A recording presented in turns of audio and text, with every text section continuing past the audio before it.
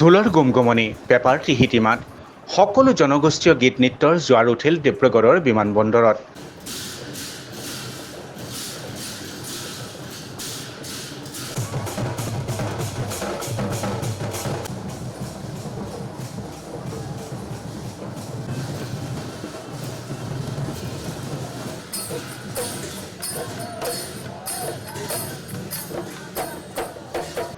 বিজয়ৰ মুকুট পিন্ধি দিল্লীৰ পৰা ডিব্ৰুগড়ত ভৰি থলে সৰ্বানন্দ সোণোৱালে।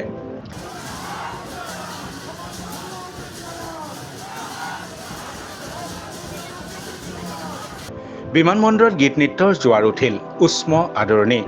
হাজাৰ হাজাৰ জনতাই আনন্দ বনেৰে নাচি বাগি আনন্দ উৎসাহৰ মাজেৰে কেন্দ্ৰীয় মন্ত্ৰীগৰাকীক জনালে আদৰণি।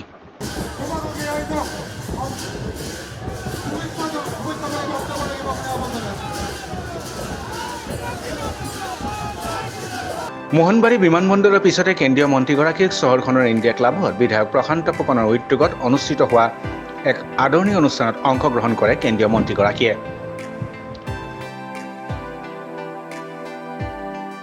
প্ৰথমবাৰৰ বাবে মই সমষ্টিলৈ আহিছোঁ।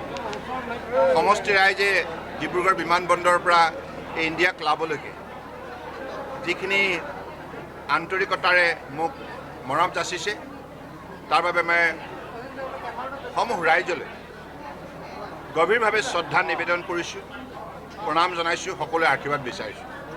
কাৰণ ৰাইজে আজি নিষ্ঠাৰে দিনে নিশাই বহু কষ্ট স্বীকাৰ কৰি আমাৰ ভাৰতীয় জনতা পাৰ্টি আৰু অসম গণ পৰিষদ দলৰ কাৰ্যকৰ্তাসকলে দিনে নিশাই কাম কৰি ৰাইজৰ আশীৰ্বাদ বুটলিবৰ বাবে যিখিনি কষ্ট স্বীকাৰ কৰিলে, তাৰ ফলত আজি এই অভাজনে লোকসভা সমষ্টিৰ সাংসদ হিচাপে স্বীকৃতি বুটলিবলৈ সক্ষম হ'ল।